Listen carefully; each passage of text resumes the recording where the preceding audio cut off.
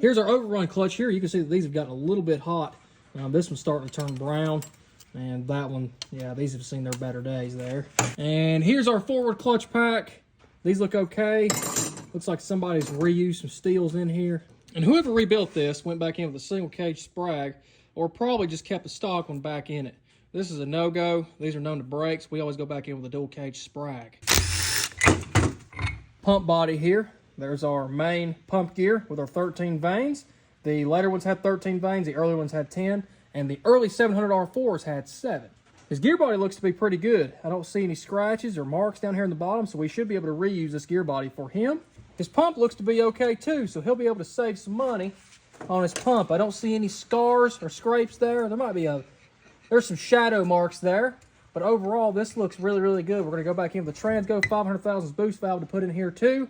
And yeah, this looks solid, so he'll be able to save some money on a new pump. All right, guys, our 4L60E is completely torn down. Let's go over a couple of these parts that are bad. Starting out with this lower planetary here, you can see that it took a big chunk out of that. That's where all of our metal came from, because it didn't only take out that, it took out this parking gear too. There's a bunch of splines missing inside of there. And it also took out our sun gear here. There's a big spline missing there.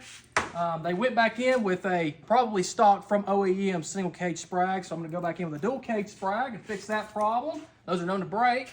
Our 3 and 4 clutch pack does not look good. Somebody thought that it was a great idea to reuse these steels in here. That's never a good idea.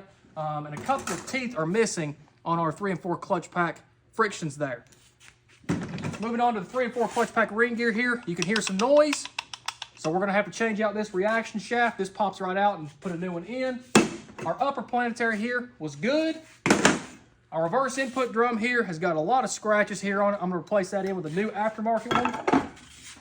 Our molded pistons here have probably been in there from factory. Whoever rebuilt it probably went back in and just used the same one. So I'm going to go back in with some aftermarket blue ones. Our pump over here looks really good. We're going to be able to reuse that. A little Scotch-Brite there. There's no scrapes or claw marks or anything like that in there. So luckily that the debris from the lower planetary did not get in here and infiltrate the pump and take that out. His gear body's good too.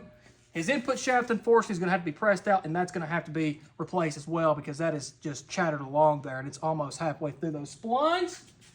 His torque converter's new, but I'm not going to risk that. I'm going to go ahead and get him a new one and just tell him, hey, man, you know, with all the metal that was in this transmission, I'd hate for you to put that back in there and all that metal go right back into your tranny, no matter how good that torque converter looks. If his valve body turns out to be good, it's going to be $2,300, around that. If it's bad, it's going to be around $2,500.